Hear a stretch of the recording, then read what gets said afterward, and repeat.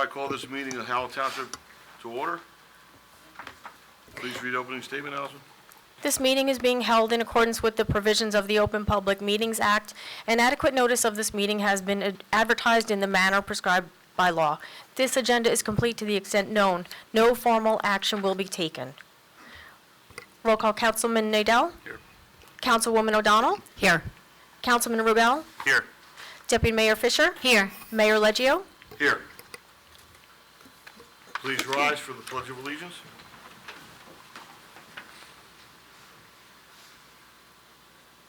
I pledge allegiance to the flag of the United States of America and to the republic for which it stands, one nation, under God, indivisible, with liberty and justice for all.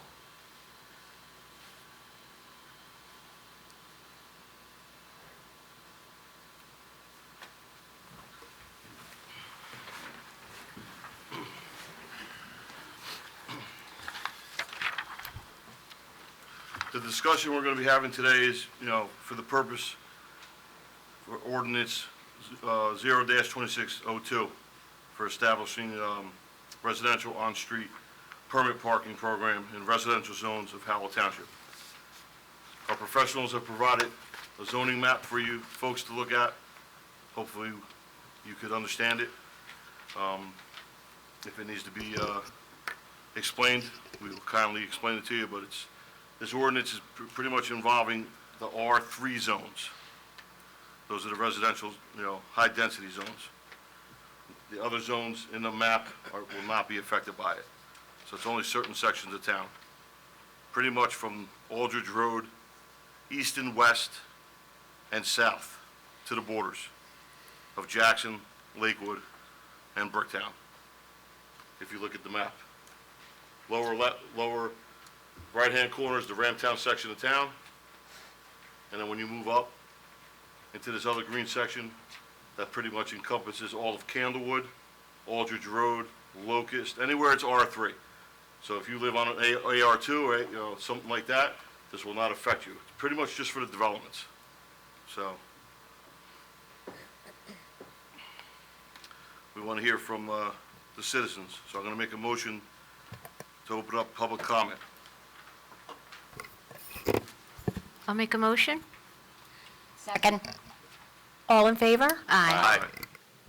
Each person shall first give their name and address to the clerk. The council should be addressed as a collective body and not as individual members. Each person shall have one turn to address the council, and comments shall not exceed a total of 5 minutes. Speakers shall be notified when their time has run, and no time extensions shall be permitted. Before we jump into public comment, I just kind of want to go over the ordinance for everybody that's here so there's no misunderstanding and what we're here to do today.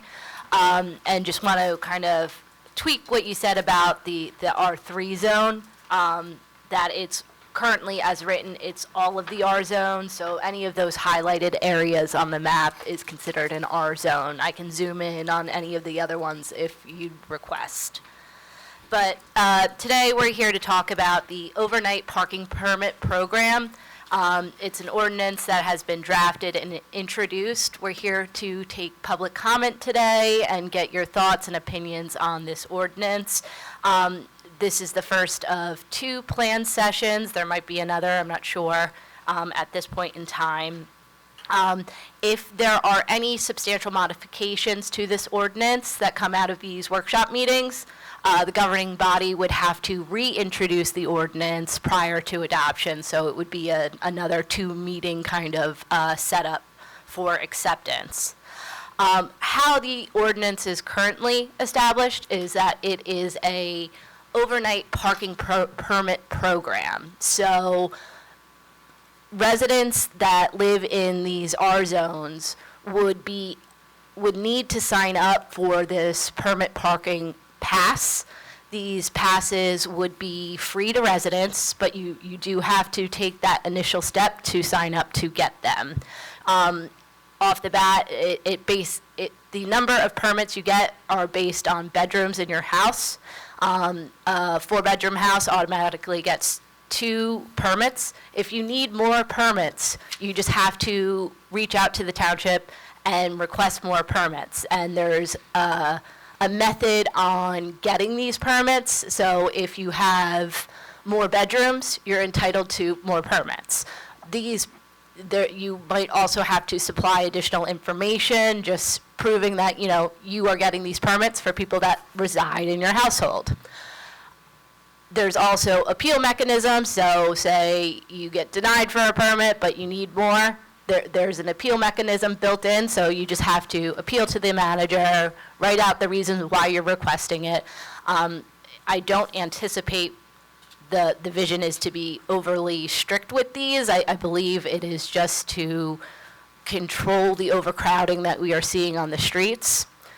In addition to how many you're entitled to, again, they are free. You have to sign up for them. If you have overnight guests, which I believe is a lot of concern for people, we are going to establish some sort of notice mechanism, whether that's to the police department or through an online portal, to notify the township when you're having overnight guests so they don't get tickets. That will be monitored, so you're not, you don't have an overnight guest every night of the week that, would otherwise need a permit, but otherwise there will be allowances for overnight guests so people aren't getting tickets. So with that preference, I think we'll hand it off to public comment, and we'll start with the people on the list.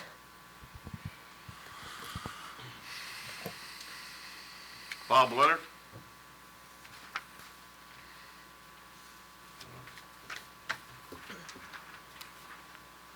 Good afternoon. Thanks for the opportunity. I have more of a thing about what's not in the ordinance. I was just wondering about people that are going to have work done on their driveway and they're not able to use their driveway for 48 or 72 hours. At that point, I don't care how many bedrooms you got, everybody is going to be on the street somewhere. And I just wonder if there's any provision. If you try to go to the clerk and get an exemption, the clerk won't be able to do that because it's not written in anywhere. So that's the only thing I had about it. The first thing I noticed right away is I plan to have driveway work done anyway, but I can't be the only one. It's going to come up, and even at 48 hours, it's probably going to be 3 nights. So that's the only concern I had about it. Oh, unless you want to address unhooked trailers on the street at the same time, then that's another thing you could do. But that's all I had about it, just something to consider. Thank you. Thank you. Thank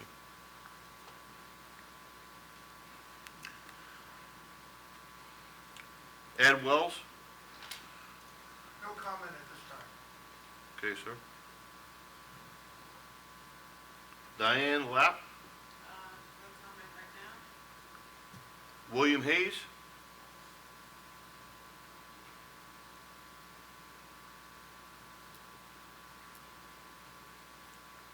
Mr. Mayor and Council, William Hayes, 46 Newton's Corner Road. How are you today? I have a couple concerns. One is I have a take-home vehicle from work.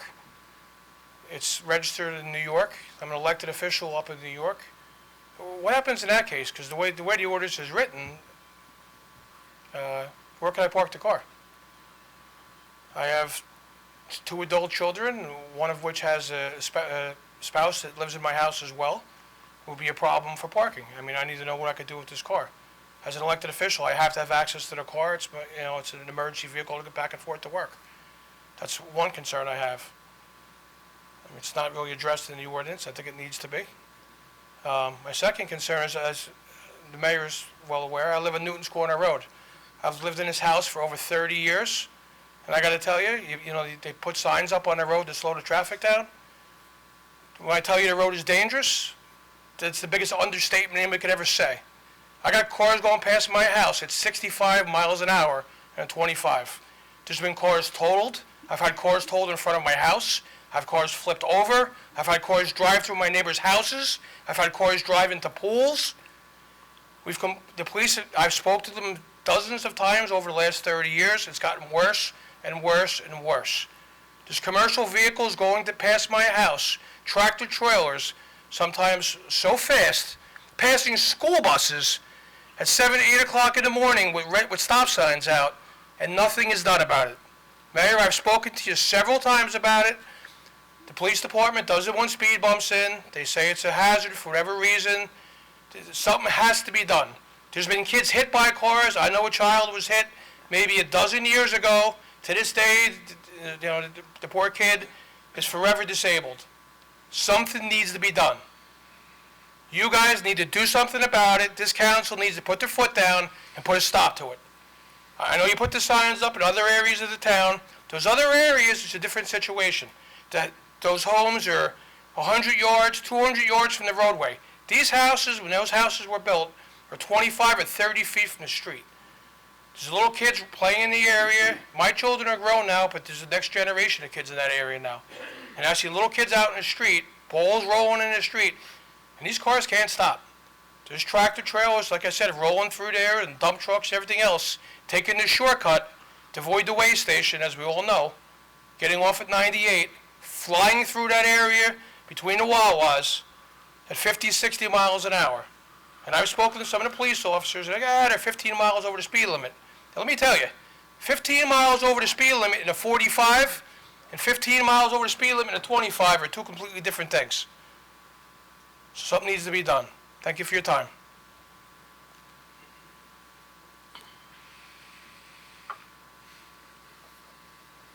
Greg?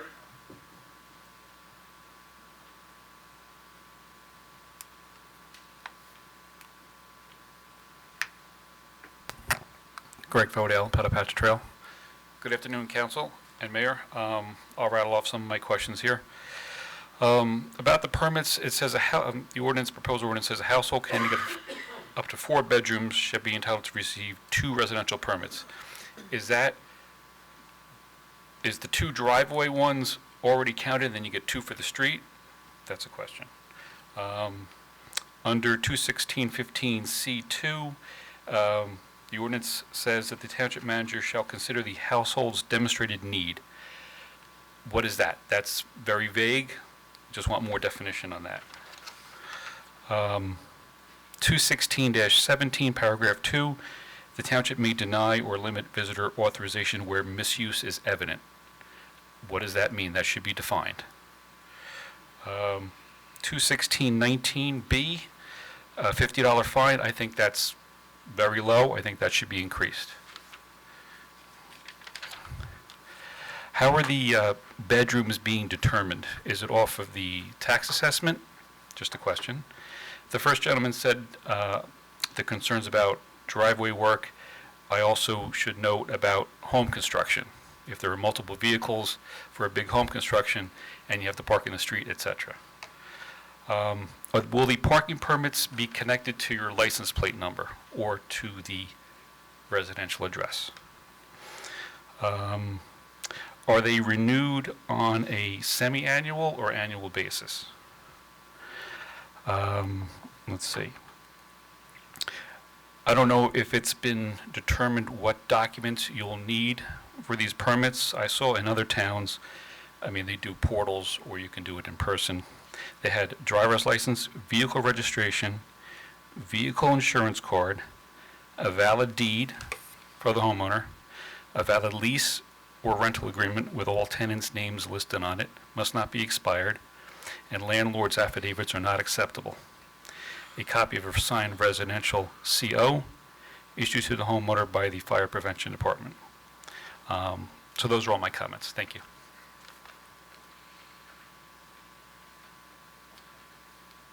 David Tidwell?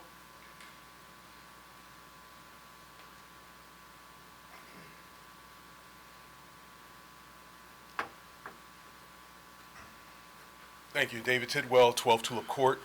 A lot of my concerns that I raised in the town meeting have already been addressed in this document.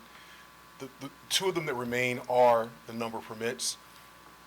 You've indicated that a 3-bedroom house or 4-bedroom house would receive 3 permits. And I would question that because if you have 2 adults, 2 children of driving age, that's easily 4 permits. So I'd ask you to rethink that based upon the initial permits that are offered to a home. In my case, I do have my wife We both have cars. I have 2 adult kids. Automatically, that should be 4 permits. You've addressed the cost of payment. That's fine. And I'm not sure the understanding of how garages and size of driveway play into that. I'm assuming that's a non-issue as far as the standard number of permits that are going to be issued to a household, because you could have a garage but not use it for that purpose, and you could have a driveway that might fit 2 cars, but that could be questionable if you're on the sidewalk, covering part of the sidewalk. So those would be my only concerns to put before the board to consider in this case. I would also raise that it probably wouldn't be a bad idea in this ordinance to address cars that have expired tags. Okay, they should be ticketed and removed, or are broken down on the street and sit for extended periods of time. They should be ticketed and removed. So I would just ask that you consider putting that in there as well as part of this. I know there was another ordinance that I don't quite have an understanding of. I know this is not the time. I guess there's another ordinance that talks about cars parked on lawns and things like that. I'm not sure how that one reads. I'll just throw it out there that I hope in there's a provision for the winter when people do put cars on their lawn because they want to get the cars off the street for proper snow removal. And that's it. Thank you. Sir, can I just ask you just a follow-up question, if you guys don't mind? Just since you brought up your house, how many cars could fit in your driveway, hypothetically? Normally, I Is it don't one use my car? drive, I don't, typically one car Okay. comfortably, and then Right. in the wintertime, when I want to get a car off the street, I'll put a second car in there. Okay. But it just could to- block the sidewalks, you don't want to. Correct.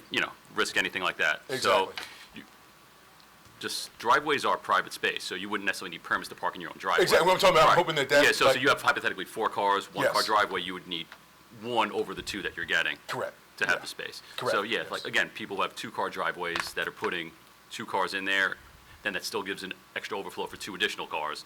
So I know that came up from someone else's question, but driveways, you don't need a permit, that's your personal property. That's what I It's figured. merely to park on the street. Yeah, So, exactly. all right, thank you. And then as far as hanging over onto the sidewalk, this is overnight parking. Yeah, This isn't during the day. Normally during the day, if your cars are hanging onto the sidewalk and you're impeding walking through the neighborhood, that could be an issue. Right. Code enforcement or the police department can knock on your door and say, hey, you need to move that car. People can't stay on the sidewalk. right. But just a point, Mayor, it still can be an issue in the wintertime because unfortunately, like take 12 Tulip Court, everyone on that Well, it's street tight does over an there. extremely good job Yeah. moving their cars off the street when a snowstorm is coming in, but rarely do the plows get to the curb, Sure. which creates a problem, which may still force you to have a car hanging in the sidewalk. Sure. So, But during the winter months when we're doing snow operations, we're not looking to, right. target, a household for that. We're just trying to get the snow off the street, the cars off the street, right?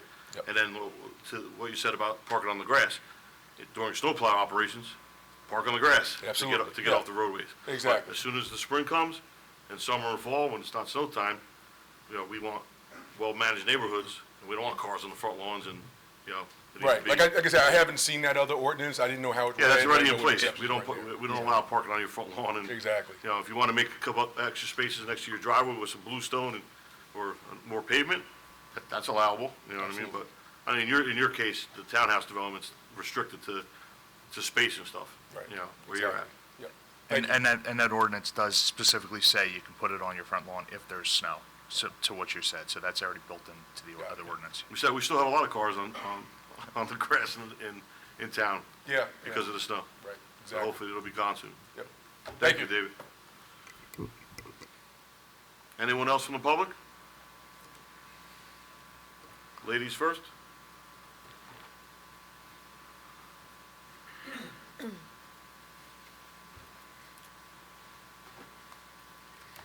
Hi, my name is Dana Pilati. I live on Albatross Drive here in Howell. I moved here 6 years ago. I originally came from Clifton, a town of major overcrowding. I owned a 2-family house in a neighborhood with many, many illegal apartments. We had no driveways to park in. So I want to say first that I actually think permit parking may be a very good idea here, but it also may be a very bad idea if implemented incorrectly. So Howell has 12,000 about single-family homes, and 65% of those homes have no driveway or can fit up to 2 vehicles, but the majority of family homes in Howell have 4 to 5 vehicles each. Sorry. I want to know, basically from the council, how asking for more permits per bedroom or just getting 2 permits is actually going to stop people from having to park outside your home and to prevent that overcrowding when your neighbor, the neighbor next to them, the neighbor next to them, all have 4 to 5 bedrooms and can do the same thing you are doing by either asking for more permits or calling up whoever we're calling up and saying, we're going to have overnight visitors. Maybe they don't stay overnight, but they could still do the same thing and say, we're having visitors. So I'm not really understanding there how if I can ask for more permits or ask for permission, if my neighbor who I have the issue with can also do the same thing. And so how does that really prevent anything? I also want to know how this is being paid for. Obviously, it's an ordinance that does need to be enforced, and it's a pretty big ordinance. Will we ever, down the road, be charged for these permits? We're saying now we won't, but that doesn't mean there isn't something written in there that says eventually, like, we can. Right now, that doesn't exist. I want to know what happens. Obviously, there's no department, from my understanding, being formed here. How is a call to the police station not going to take away from emergency services? So if we're sending police to write a ticket for someone who is parked or to make them move or leave or whatever we're doing, I still don't know how that's defined either. Like, how is that, while that police officer's doing that, and I have a child or my, who has epilepsy and needs to go to the hospital, or my neighbor's having a heart attack and the police need to come first, how is that being addressed when we're not really adding into anything for the police department to take away, to handle that? And in the same thing, how are we, for the staff at City Hall, how are we handling the volume of complaints and the permit distribution? Why is there no parking committee being formed to basically handle this? I don't understand how the existing infrastructure is not going to cost us anything at all. I don't see how it's going to kind of fit into that budget, and what budget again. I do think that online there's a lot of people saying about, Eatontown, this town has this. Those are all examples of walking towns. Howell is not a walkable city. And I do believe, I don't personally live in Glen Arden, but I have read a lot about how there's a lot of parking issues there. So again, I feel that certain areas of town may benefit from some sort of parking permit structure. It's not like we all don't, but I don't know if it's every section of town. It's a huge inconvenience to the 50-something thousand people who live in Howell to make sure everyone is under this parking ordinance. Where else? Sorry.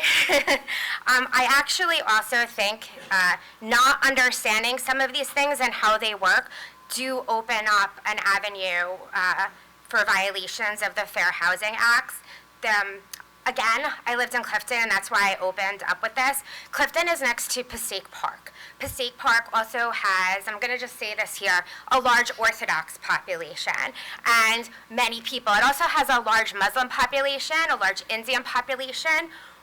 There are multiple people in these houses. It would have done a great benefit to have some sort of parking permit. However, they ultimately decided, because they couldn't do that, because they were sued so many times. Clifton actually... It's been 5 minutes, thank you. Yeah, sorry. Thank you.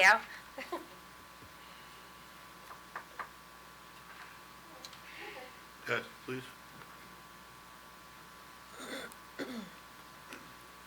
Hi, good afternoon, Council. My name is Eugenia Grotsky. I live at 37 Wilson Drive in Ramtown. And I hear a lot of concerns about the new ordinance, and of course, they are valid. However, I'm here to offer support, taking an opposite view. I'm in support of this ordinance because last year, on May 20th, I came before this council complaining about a residence on my street that utilizes my R3 designated neighborhood as a commercial vehicle parking lot. So in my view, since this is an ordinance that could be utilized to control the storage of commercial vehicles that are not attached to the home address, many of which often have out-of-state license plates from Pennsylvania, it would solve that problem that I brought before the council last year. I know personally of another resident in North Howell who has the same exact problem I do. I've also noticed other residences in the neighborhoods utilizing their residential streets as commercial parking lots as well. So I'm in support of this ordinance, which would help alleviate the clutter that happens, for example, on my particular street. The home I'm complaining about is situated at a T where another road connects into my road. And at that T is a fire hydrant.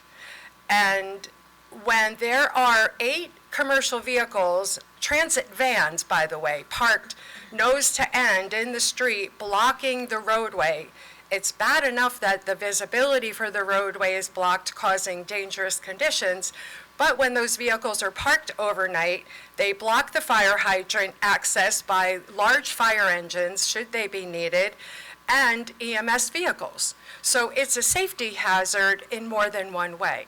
I would love to see an ordinance with these concerns worked out so that this ordinance could move forward and help prevent our residential zones from being utilized as commercial parking lots. Thank you.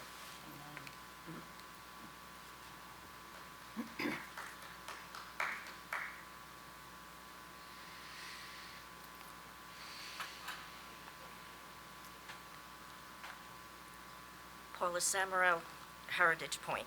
You have to bear with me, I just wrote some things down here. I'm thinking that instead of changing the zones to reflect overnight parking permits, perhaps we should add zoning to allow the change of use for houses that have been allowed to, and only have those areas for change of use homes be in that zoned area.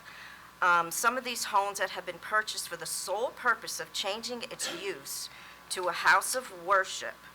I know that there's some concerns about lawsuits. Our neighbors in Lakewood have instituted change of use ordinances. So I don't see the likelihood of being sued by if the town enforced the change of use ordinance.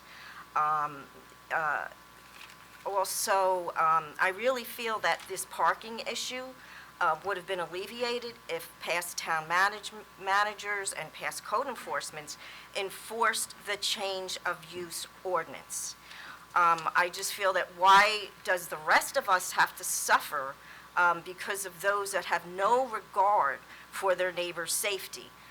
Because the reason is because many of these people that have bought the homes and converted them either partially or completely to houses of worship or shuls or whatever, they have no regard whatsoever for the safety of the people that are living there.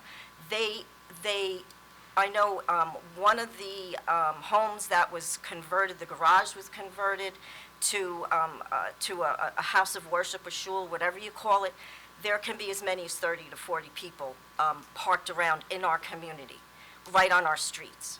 And the person that owns this home, that purchased it a few years ago, I don't believe they're living there full time. Now, I know that you're allowed to have a house of worship where you don't live there, you buy it, it's a home, it's a single family home, and you can change it to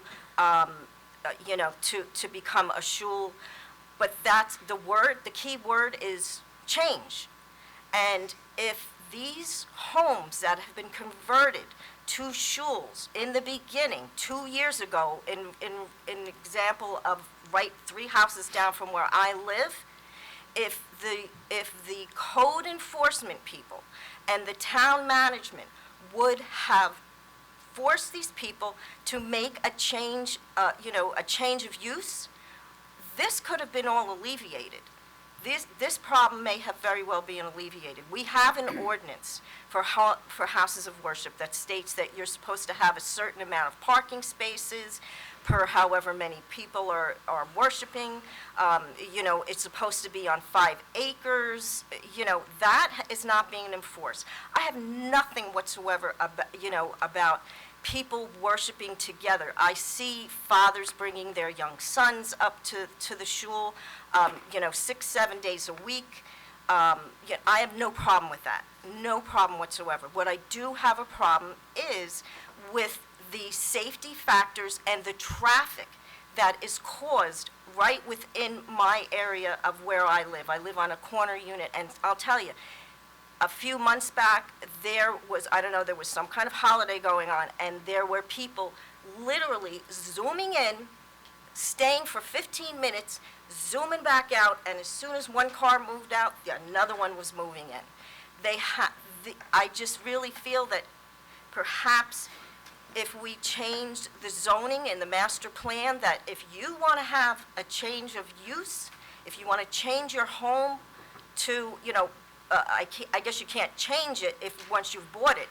But let me tell you something. I really strongly feel that what's happening is the homes in Howell, especially over in where I live, these homes are being purchased for the sole purpose of changing them into shuls where the neighbors can go and worship together. And that's fine. I don't have a problem with that. But we have people coming from Brooklyn, from North Jersey, out of state, where they're driving into our communities. And I just feel that this is another option. The needs of the few outweigh the needs of the many, or whatever that saying is. And, we need your help. We need your help with this. This has gone on long enough. Thank It's you been so 5 much. minutes, thank you.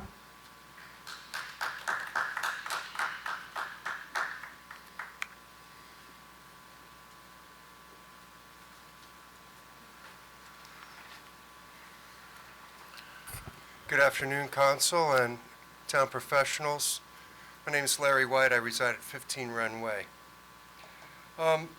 As far as Section 216-15, I'd like to ask the Council to consider another means of qualification. And that would be not based on the number of bedrooms, but on the number of registered vehicles to occupants within that home. Okay? I mean, I don't have a big lay of the land of real estate in our township, but I don't think there's a lot of over 4-bedroom houses in the township. I could be wrong. But the point being of my suggestion is that by going by the number of registered vehicles to occupants within the home, then you get an idea of how many vehicles that household owns or requires permits for, okay? And then, okay, so somebody gets their driver's license, they turn 18, and they get gifted with a car. Then they could come in and ask for another permit, an additional permit based on that vehicle. Sometimes you have 4 drivers and only 2 cars, that happens too, or maybe even 1 car. So by tying it to registered vehicles to the occupants of the home, then you have a better way of precisely regulating the vehicles that are owned and attached to that residence. Okay, so I ask the council to consider that as the requirement rather than number of bedrooms. Okay, and if you've got more than 4 bedrooms, then maybe you're approaching a rooming house, and then you may have to produce a lot more permits than you want to, which would defeat the purpose of the ordinance. Okay, that's the first thing. The second thing, In 216-17, is there going to be a website page that people can easily access in order to make the temporary overnight applications for guests? Is the permit going to be a window sticker? And where will it be attached so that the police know where to look for it? I mean, rather than having like a card that you put on your dashboard or something like that, seems to me the most efficient way to do this is to produce a sticker, have people stick it on their windshield. It's a set it and forget it thing, and you can specify the location where that should be located so that the police, maybe the front lower right corner of the windshield, so that police driving by can be able to eyeball it easily and see whether or not it's in violation or not. Is there a draft application for the permits that has been drafted that we could review before the next council meeting and the final adoption of this ordinance? There might be some input from the citizens that could help to make that more efficient, streamlined, and have all the necessary information in it, just like the many suggestions you've already gotten today, some of which I never thought of, but were all good and worthy.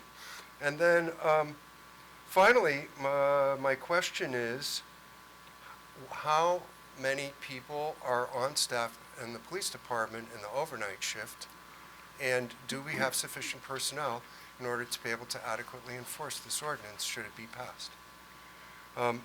Those are all the things I have. Appreciate your time and consideration.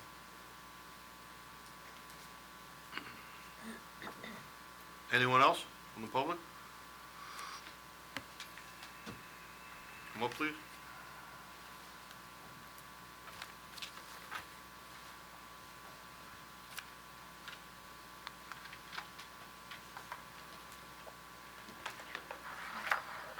Zach Metzger, 9 Woodstown Drive. The opinions I'm about to express are solely in my capacity as a private citizen, not necessarily reflective of my position as a Freehold Regional High School District board member or the individual members of that board. I would absolutely agree with the gentleman who just got up here and said that we should have a registered vehicles to occupants for determining how many permits you do get for household. Speaking from my own personal experience, I'm the youngest in my family. I'm 18. We have 5 of us that live in the house, 5 cars for each of us. We're a busy family. We go in and out. Sometimes someone's in the garage and there's a car behind the garage. So yeah, we got to park on the street from time to time. Just this past September, we had some work done in our bathroom. So everyone was parking in the street. I think instead of saying, you have to demonstrate need, as it currently says in the ordinance, where if you have something where you have registered vehicles to occupants, I think that's a wonderful common sense solution to be able to say, you have families here, this is who's living here, so for each person living here, you get 1 pass so that you can park on the street. Then just another question, just a bit of food for thought, is sometimes I do think you need to ask, is the juice worth the squeeze? Which essentially is, look at where we are on this map. I mean, I live in North Howell. I live in Country Meadows too. Parking, it's not really a huge problem in my neighborhood. We have pretty wide streets. And then as far as illegal rentals go, we don't have really that problem, at least to my knowledge, in my neighborhood. I've never heard any of my neighbors complain about that. But yeah. Zach, in your zone, Sure. this doesn't apply to you. No, it does apply to me. I'm R2. Yeah, but you're in an HOA. I'm not in an HOA. Sure you are. What do you mean you're not in an HOA? You live in a townhouse. I don't live in a that's the townhouse across the road. I live in a development. Oh, across the street from. Yeah, across the street, yeah. It's R3 over there? I believe so, yeah, I believe so, yeah. It's R2 on the map. Yeah, R2, right, it's in the green right there. No, Yeah. you're R2. Oh, R2, yeah, I can't see, I'd need like Yeah, glasses or I something. think you're R2. Yeah, I am R2, yeah. With a mouse. Yeah, right there, yeah. Right there. So, I mean, it's not something I've ever heard any of my neighbors complain about. Is it an issue? I don't know, might be. But, as far as that goes, maybe you don't need a parking program there if it's really a non-issue. So, save your resources and focus it on the areas that actually need it. Because I wouldn't say that my neighborhood is one of them. That's just my 2 cents. So, thank you all for your time. Thank you, Zach. I think we're going to talk about the R zones again. We're going to tweak them. All right, thank you. Yes, thank you. Have a great day, everybody.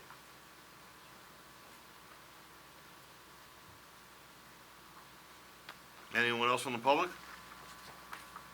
Come up, sir.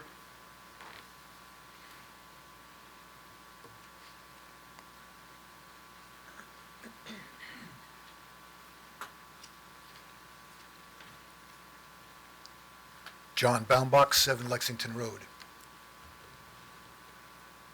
Thank you for addressing this problem.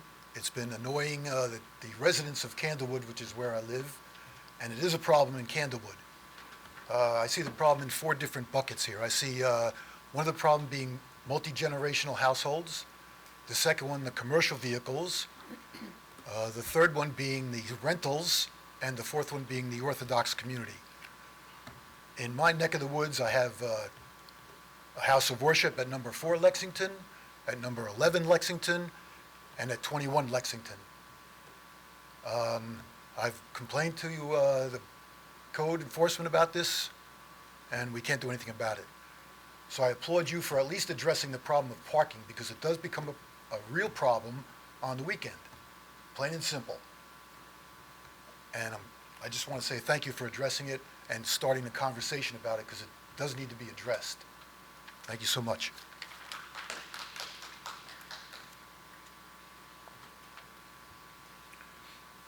Anyone else from the public?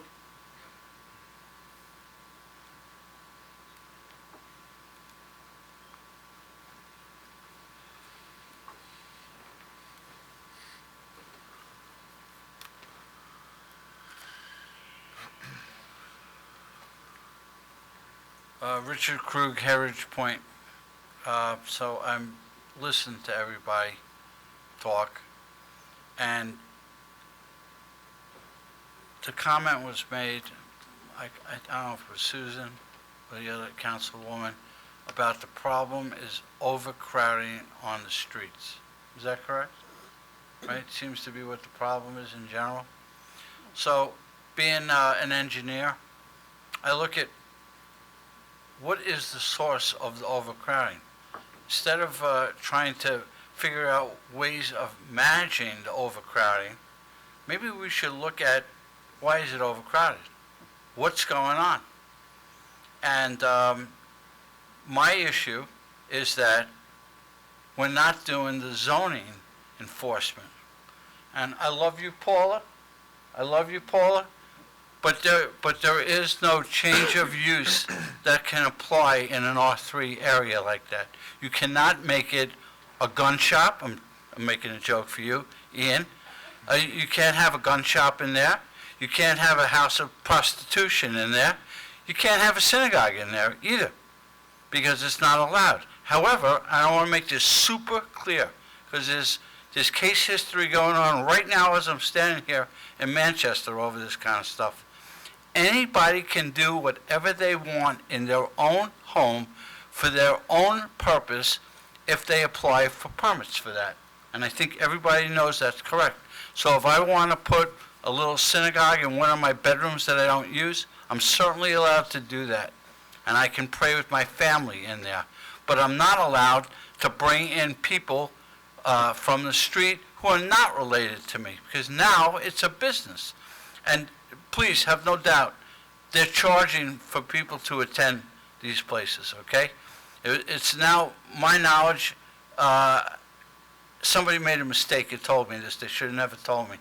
But they're donations, okay, that are made to these places. So if we could enforce the zoning issue, and there's ways to do that, and you have to be smart about it, but when somebody applies for an alteration to a house, there's one going on right now at 37 Sammy Drive. I called the police Sunday night at 9:15, and they sent a very nice officer to shut the job down because they're framing out the addition at 9:15 at night on Sunday.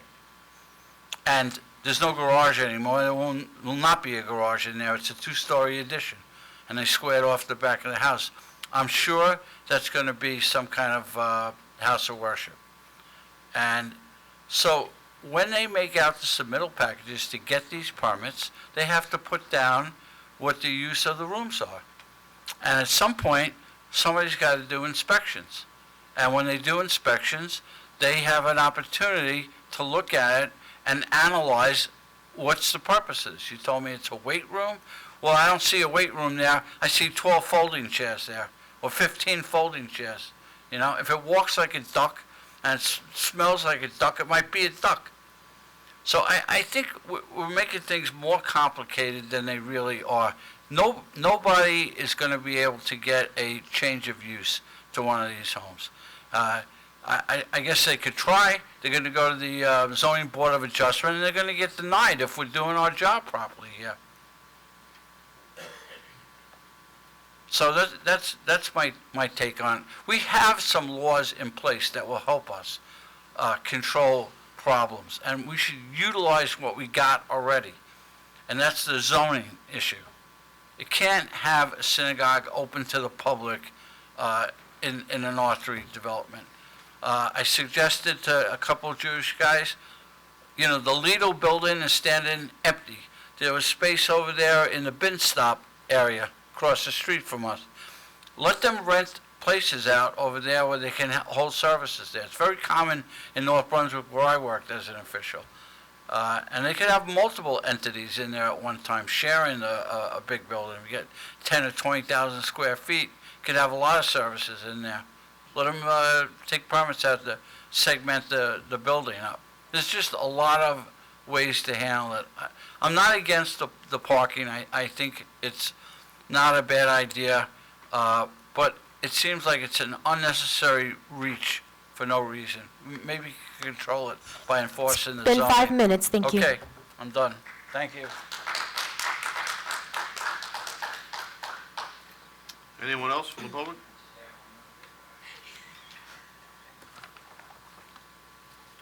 Seeing no one else, may I have a motion to close public comment?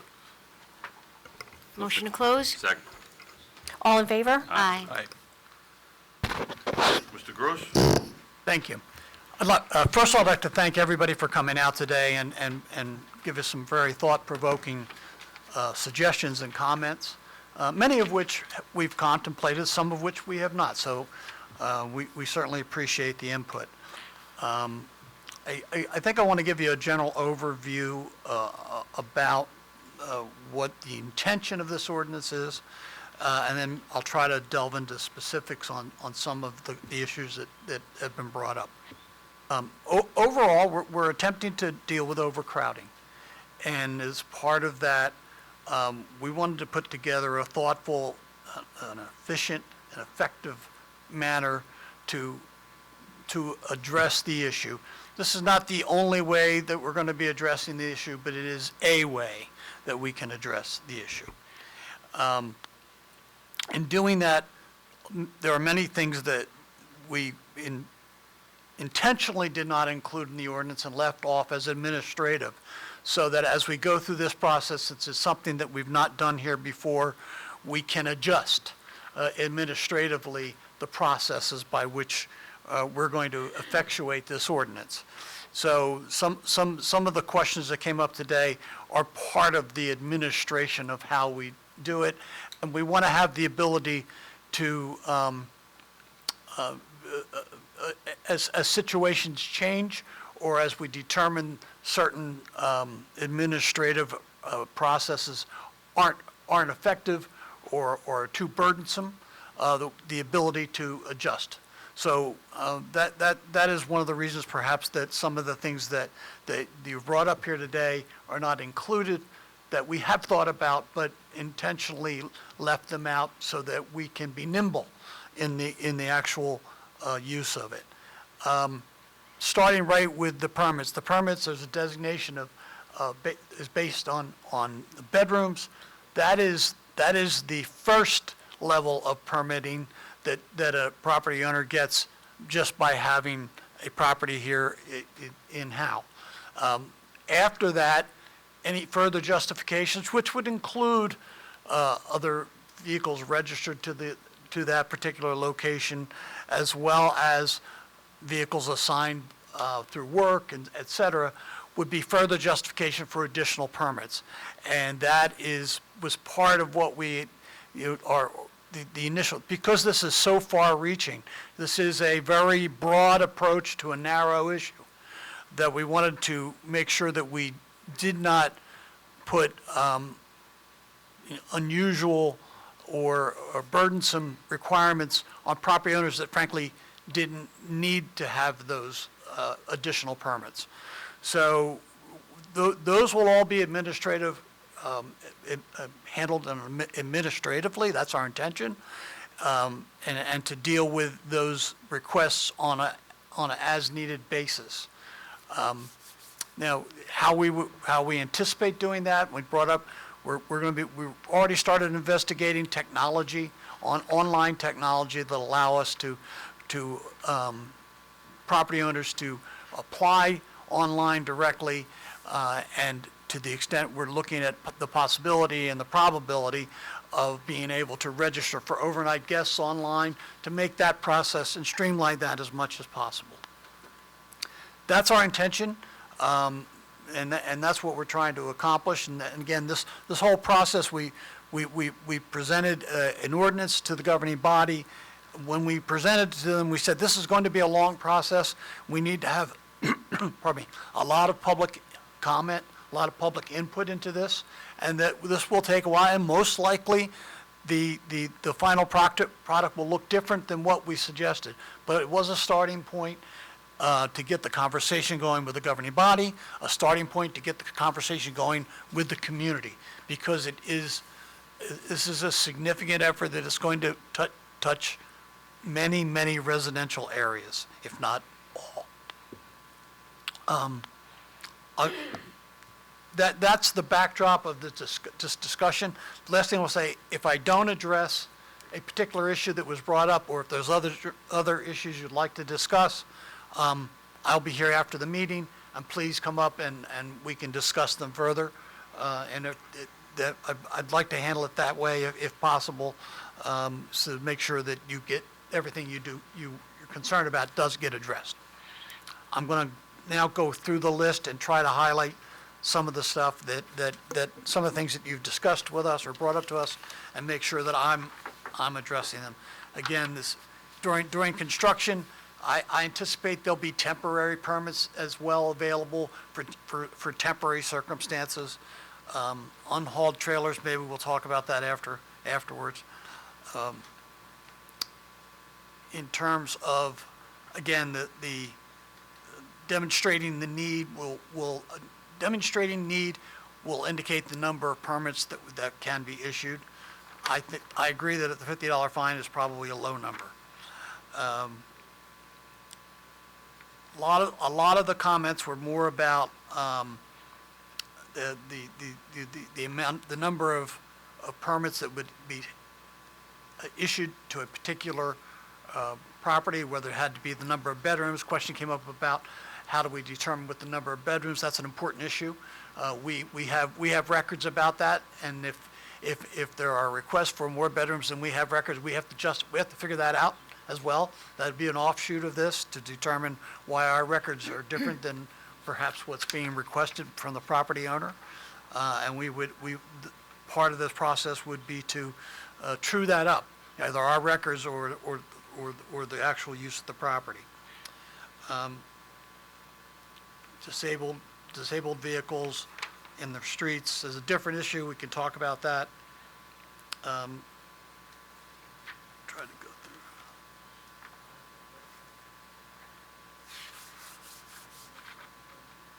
through. Talking about the fees at this point in time, again, this ordinance does not have a fee. In the future, could a fee be established?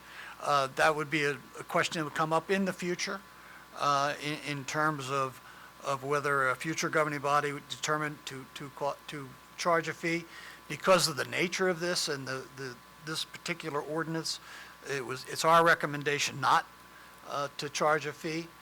There will be some expenses from this. We anticipate that those expenses will be covered by any fines that are generated from this initiative. Depending on how we do enforcement, and there's some questions about how we do enforcement, whether we're going to be doing enforcement all the time, or whether we're going to do, whether the enforcement is going to be based on need, meaning in areas where there's actually overcrowding occur, as opposed to across the board, and that's something we still need to work out with with legal department. That will determine whether or not we need additional staff, or whether our existing resources can be utilized to do that. Either way, we anticipate that the cost of whatever additional costs will be covered by the fine structure. Commercial parking violations, maybe we could talk about that afterwards, after the meeting. As far as, again, going to the questions, whether they be window stickers or hanging, I tend to think stickers are probably one of the best ways to do this. But administratively, we would handle that. And if we make the wrong decision, then we can change that. And that we, if we find out that, going down with stickers causes us a problem, most likely we will implement this on a section-by-section basis, so that we can get some experience as we go through implementation, and make sure that whatever process we use are efficient and effective.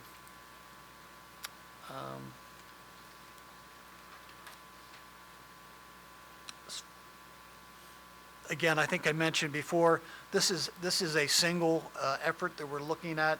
The suggestions about looking at zoning and other issues that we can do to try to deal with the issue of overcrowding, we are going to do.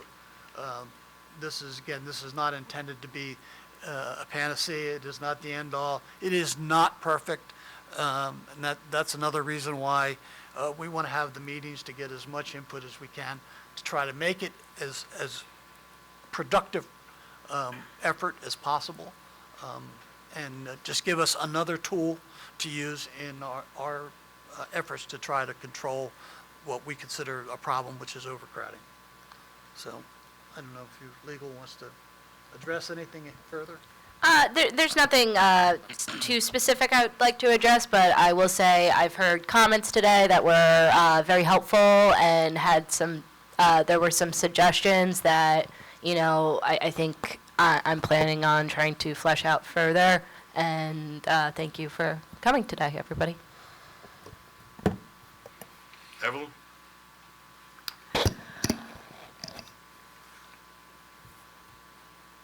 I do have a concern about implementing a program that we can afford to implement properly and constructively, and to actually fix the problem.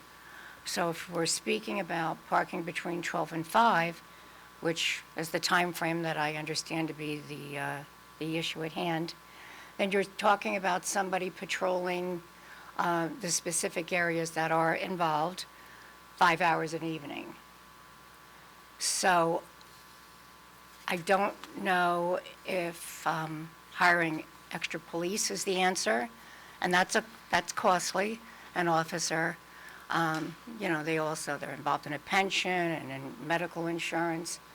Part-timers, I don't know if anybody would do this part-time 12 to 5, but I think there's going to be a significant cost. I don't believe that the fee structure of $50 would ever cover the cost. Not saying that the cost would be a reason not to do this. I'm just thinking that I think it's wise for us to be overly cautious and thinking that we can do that financially. There were some excellent concerns, and everybody that has a concern has a valid concern, because it's something that, without knowing, sometimes when you don't know something, it's easy to be afraid of it. There are issues in certain places with parking, understood. It's interesting to me that as people spoke, it occurs to me that, I think it was Mr. Krug said, kind of, where do we start? And honestly, I think that sometimes when we look at these places that we permit to be built with 1.5 parking spaces or whatever the RSIS standards are, it's just not enough. So maybe we really need to look at what we permit to come in and how we permit it to come in. True, condos, if you have you can easily have 4 or 5 cars in a household, easily, all the time. Then comes a holiday or graduation. If I invite my family over, I can have 40 cars in my driveway, for a big event. But it's problematic, and that you can't really think of every particular thing that can happen. But I do think sometimes we should be looking at the problem before it begins, and that comes with what we allow and how we allow it to come in. And it seems to be, the more congested structures, when you have condos or when you can have 1 acre, 1 acre lots, and the driveways, let's face it, when you look at a senior place, those driveways, you'd be lucky if you can get 2 cars in a driveway. There are many more comments I could make, but let me share the floor with the rest. Mr. Mayor, please. You have anything to say, Mike? No, I think our professionals covered it pretty well.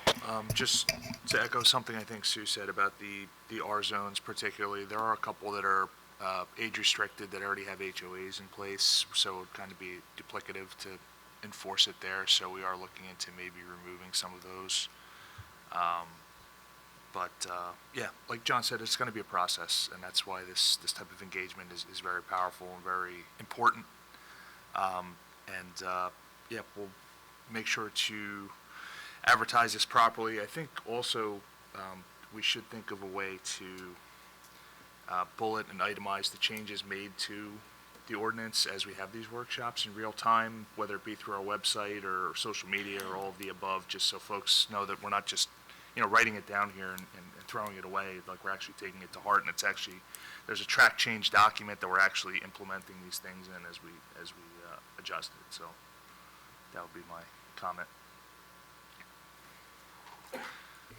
Just want to thank everyone for coming out today and for your input. Some things that, may have been overlooked or specific situations that we weren't aware of that, we'll have to look into and potentially tweak this ordinance further.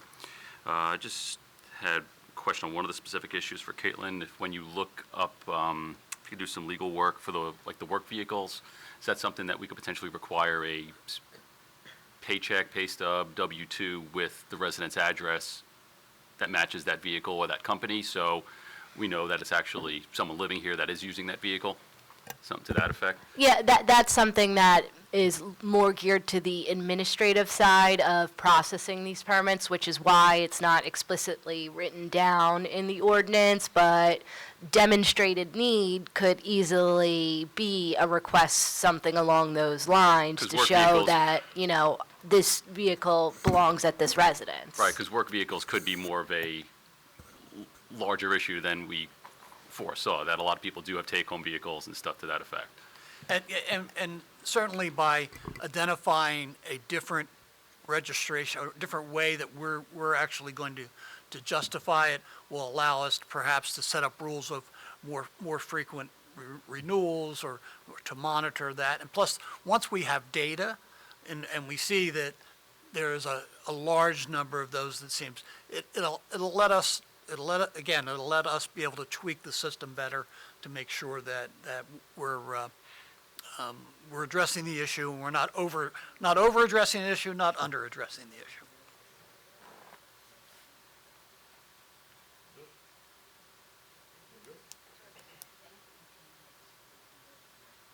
All right, folks, I'm going to keep this pretty short. I have some different opinions about what's going on in town, and they're not very popular with certain people. So, we're damned if we do, and we're damned if we don't. We're trying to keep well-managed neighborhoods. We're trying to keep public safety, addressable. We need fire trucks coming down the roads, EMS, cop cars. We can't have overcrowded roads. And unfortunately, certain neighborhoods are dealing with these issues, okay? And the lack of effort the last 2 or 3 years from people in this building that are still here or not here anymore could have started addressing these problems, and they weren't addressed, okay? So here we are now today, talking to everyone, trying to get this as best put together as possible without pissing off as many people as possible. Okay, folks, I'm sorry, but that's just what it is, all right?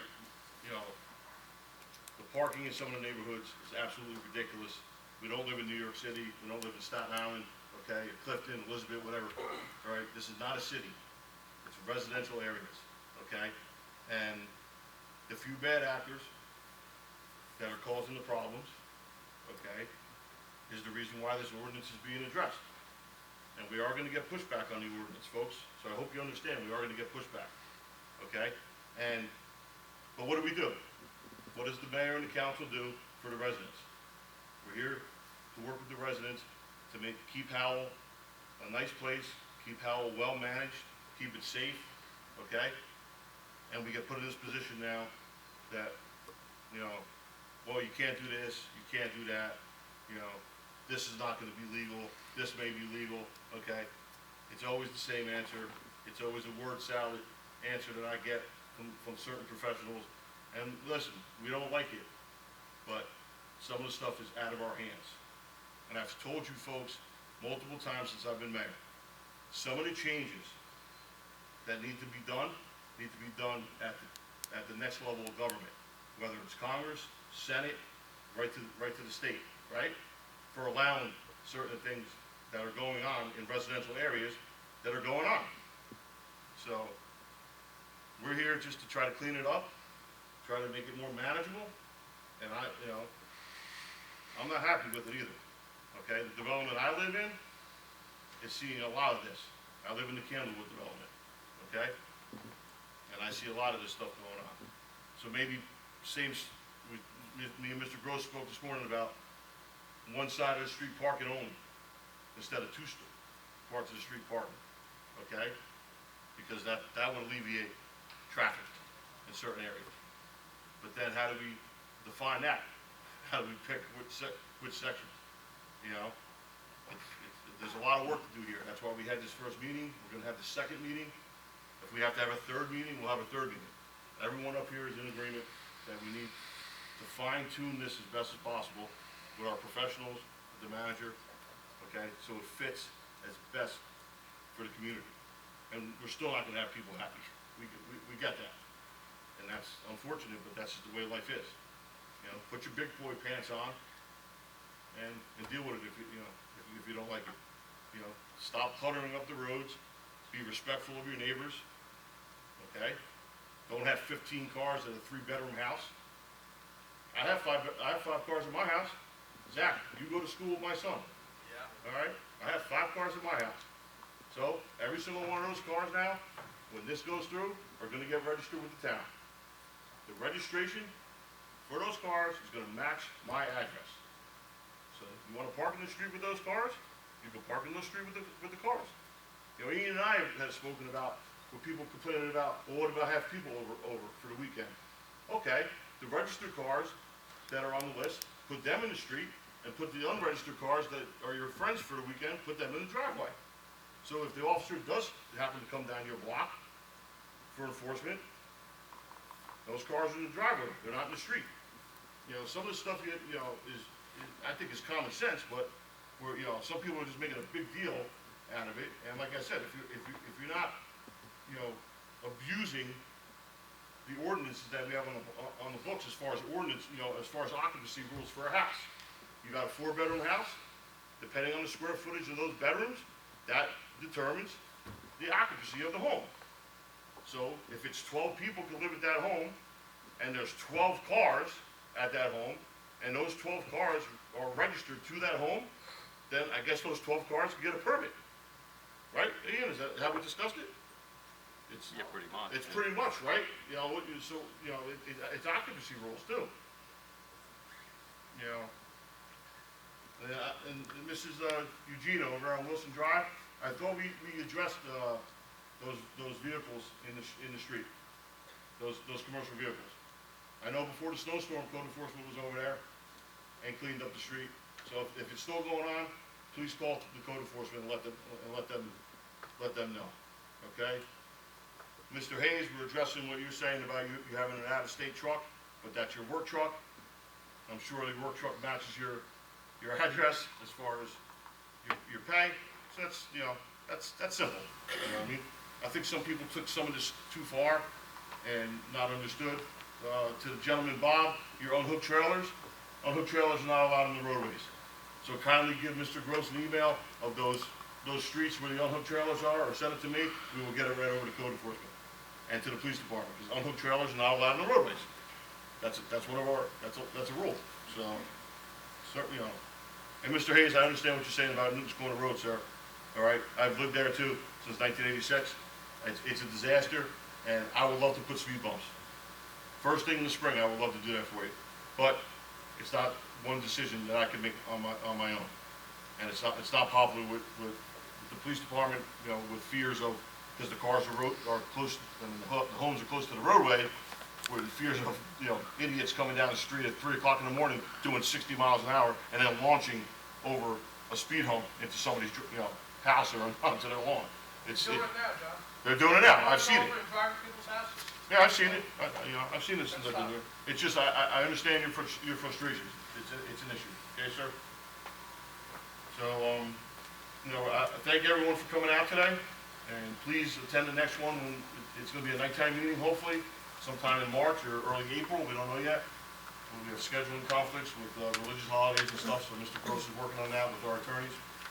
And we appreciate all the input. And I'm sure our professionals are going to take some of that and tweak what we're going to be doing, because we're here to listen to your concerns.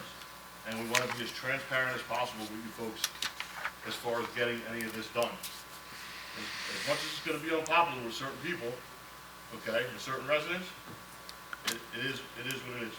Everyone should have a say. We're all taxpayers. We all live here. I don't see any further business. I have a motion to adjourn. Motion to adjourn? Second. All in favor? Aye.